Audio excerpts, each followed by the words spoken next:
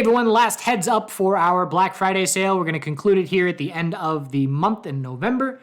$100 off annual membership, free beanie, free indicator, and make sure and check out the links in the description of this video and in the comments if you are interested. Hey traders, checking in on the stock market today. So a bit more red. It almost got ugly again, but we had some major bull sectors holding on. We'll look at those names in just a moment, but SPY coming up to a couple daily support levels. We've got 390.14 and 392.66 as key levels that are still holding at the moment. The bears definitely have short-term control. We can see SPY had an hourly bounce into the end of the day, but still hourly EMA 12 resistance for the last 2 days. And we know the bulls aren't going anywhere unless that hourly EMA 12 is no longer resistance. So battling to try and hold support.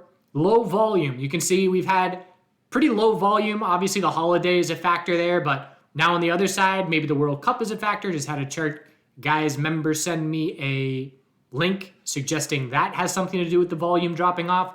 Either way, for me, that means less conviction because a break of a key level needs to see increasing bull volume or increasing bear volume, depending what you're breaking, if you're going to have confidence in follow through.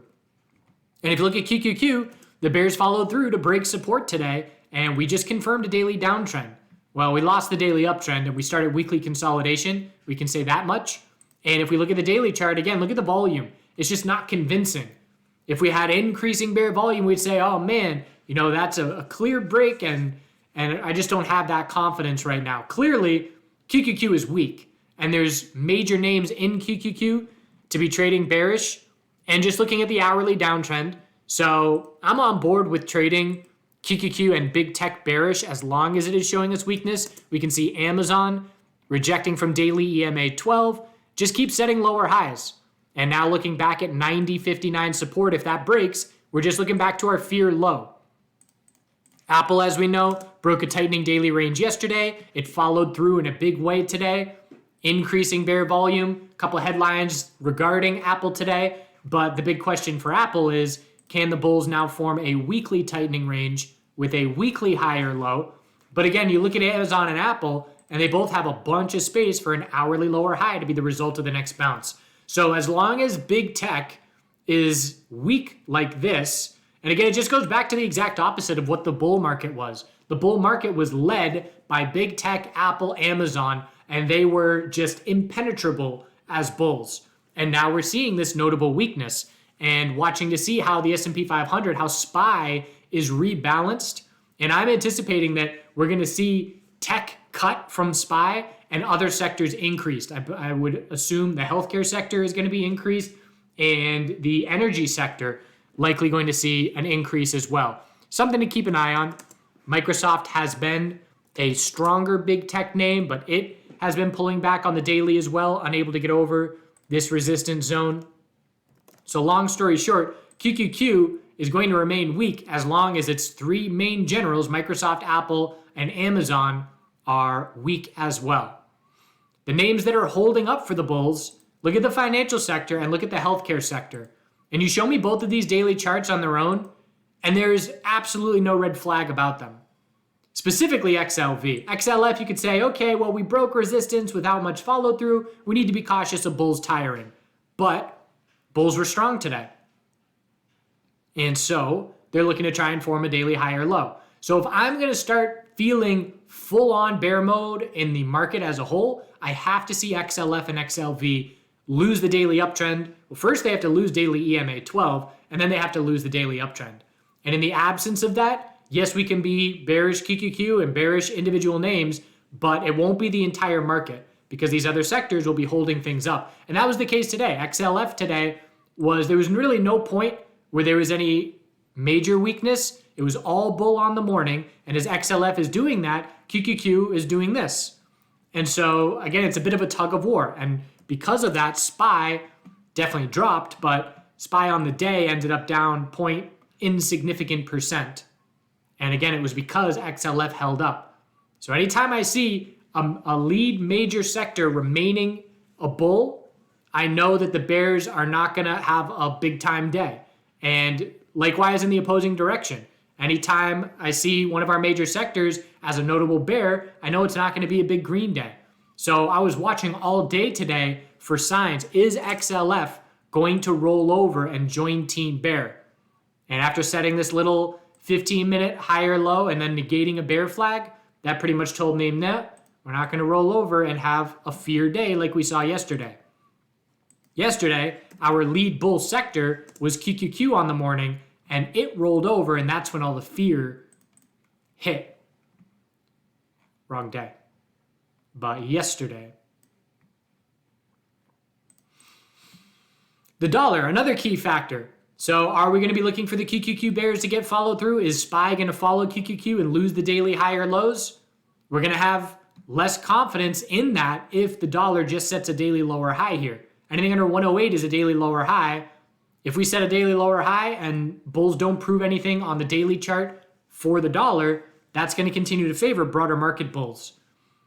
One thing to keep in mind, we do have a major fundamental week coming up in a couple weeks. How many weeks? 2 weeks. And that's going to be, we've got CPI on Tuesday and FOMC on Wednesday. And so that's going to be, we could potentially see the market remain a little bit timid and low volume without conviction in either direction until then. NVDA continues to tighten up, just an hourly downtrend. Bulls have to gain the hourly uptrend for a daily higher low to try and shape up compared to 150.80. So a continued tightening range. Semiconductors, same thing. I like NVDA because it's a bit more clear. So keeping an eye on that. Bulls need to set that daily higher low to keep the higher lows going.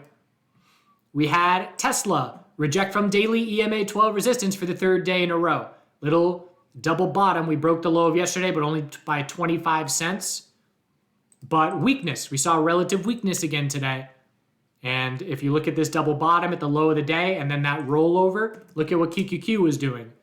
QQQ didn't hit a new low of the day after 11:15, whereas Tesla hit a clear new low of the day after 11:15. So hourly downtrend is our guide on Tesla. At this point, lower high, lower low. And have to get over daily EMA 12 if the bulls are going to prove anything to us. But keeping an eye out for the possibility of a reversal. Obviously, it depends on what QQQ does as well. And for me, I would just be looking for a bounce into a weekly lower high if we were to see any kind of momentum shift here. So healthcare, as I mentioned, all bulls still. Daily EMA 12, no red flags. Need to confirm an hourly uptrend, but a big enough bounce to potentially be shaping that up. We'll see how tomorrow plays out. We know healthcare has been our lead bull major sector. Here's XLF. So XLF, again, held on strong. Broke the low of yesterday, but only by a split second first thing, which was pretty much a double bottom. And then, as I mentioned, we held on from there. Bulls would love to see the high of today break tomorrow for a new daily higher low to be established and to be looking back up at the bounce high. Made a good decision not swinging my bearish position on XLF, but I made a poor decision by swinging my XLE bearish position. We'll talk about that in just a moment.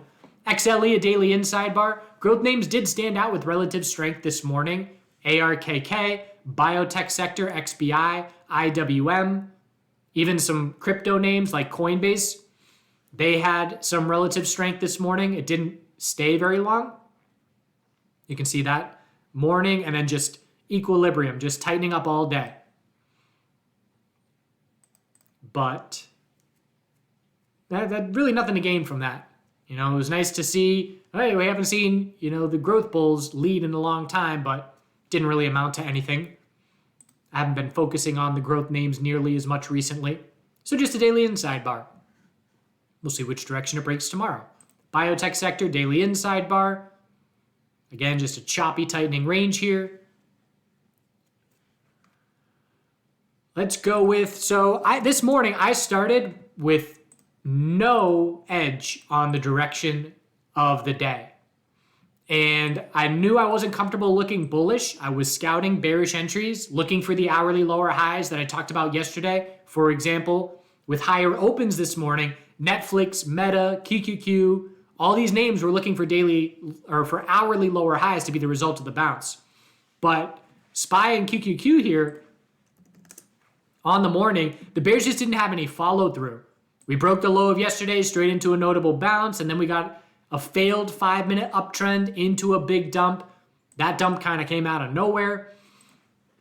So I was standing there and just reflecting to myself, I have no edge if I'm going to try and lie to myself and pretend that I have any idea of where we're headed in the short term here, then I'm doing myself a disservice and just giving away money. So I made one top fish attempt on coin, and I took the top fish just because it's very low risk, and I grabbed that short right about there, stop if we break the high of the day. I recognized QQQ was seeing a 5-minute pullback here. I will very rarely cut a trade without one of my levels being hit. When I enter a trade, I'm either going to stop out or hit my target.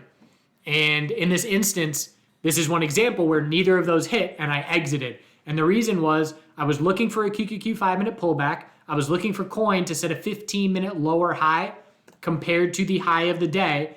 And I was looking for the high of today to be an hourly lower high compared to 44.90. So I needed this pullback here, and I was going to exit half into 5-minute consolidation. As soon as I see coin is not pulling back on the 5-minute when QQQ is, this was right here, that's a red flag for me. That shows me relative strength. And so as soon as I see that relative strength, I bail, and instead of taking, a 25% day loser on a top fish, I take a 15% day loser and just say, nope, that's not what I wanted. I saw QQQ did what I wanted to see, and coin did not. So exiting that trade would have stopped out, and that's that. From there, I took 2 other break-even trades on the day, and that was just, it's not my day, very clearly. I don't have flow state. It's the opposite of flow state. This morning, I had a flashback like, oh, wow, this is what it must feel like to be a newer trader. When you look at the charts and just don't have conviction on direction. And that doesn't happen to me often, but it did this morning. And so after a couple break-even attempts, I had a break-even attempt looking to short Amazon on this 5-minute bounce, just because we had rejected from 5-minute EMA 12 every attempt. It was a lead bear on the day, and did a couple scalps here to be able to be risk-free on this 5-minute lower high attempt, stop out, break even. And then it was just chopping around from there. And so didn't miss a whole lot, but threw in the towel midday and just said, clearly, it is not my day. You can feel it when you got it, and you can feel it when you don't. Energy sector. So oil had a bullish response to rumors of China potentially reopening. We keep getting these rumors, and the Chinese names had gap up opens this morning after the Chinese markets had a solid green day overnight. But oil benefited from that, and I was looking for my XLE short. I wanted to see oil set the 4-hour lower high and consolidate overnight, which it started to do, but then a quick bull flag. And so XLE breaking the high of yesterday was my threshold for stopping out, and XLE is now just tightening up. Lower high, higher low, anything under 93.43 will just be another daily lower high. So just a clear tightening range, and mistake to swing it overnight, but essentially just gave back the profits from the day trade. That's why I will always swing trade smaller position sizes versus what I'm day trading. And I'm going to be going to futures next year, playing around with them. And I'm going to start very small, trading with one contract, getting used to platform change and things like that. And I don't know if I'll go full on futures trading, or maybe I'll just swing trade on futures so my stop losses come into play. It depends on how much I like them, to be honest. It's going to take, a couple months of playing around and just treating it as secondary, sticking to stocks. The major reason why I like sticking with stocks is that's where the majority of my gains in trading have come from. Niche sectors seeing significant volatility, whether it's crypto. Obviously, crypto was not in the stock market, but cannabis is definitely the sector that has given me the most gains over the last decade plus. You've also got Tesla. I was trading Tesla like a madman in both directions. I was trading NIO significantly. And so those individual stocks, when they get a ton of volatility and you get very familiar with it, You don't have access to that as a futures trader, but at times like this, where there is decent volatility in the broader market and we don't have individual names that are clear, euphoria breakouts, essentially if going for base hits or short-term swing positions, that's what I'm looking for futures to give me. And there's also tax benefits and things like that. So essentially just looking to try something new, mix it up, and I'll certainly keep you all informed with where I'm going to trade futures and progress the journey. That's the wrong word. Document the journey, but not going to think about that for another couple weeks. Pretty much once we get through FOMC, and I'll start thinking about it. Gold and silver still holding on, tightening range, waiting for the break. And still daily higher lows. The burden is on bears to break those daily higher lows. We're watching the dollar very closely. Big bounce in the miners.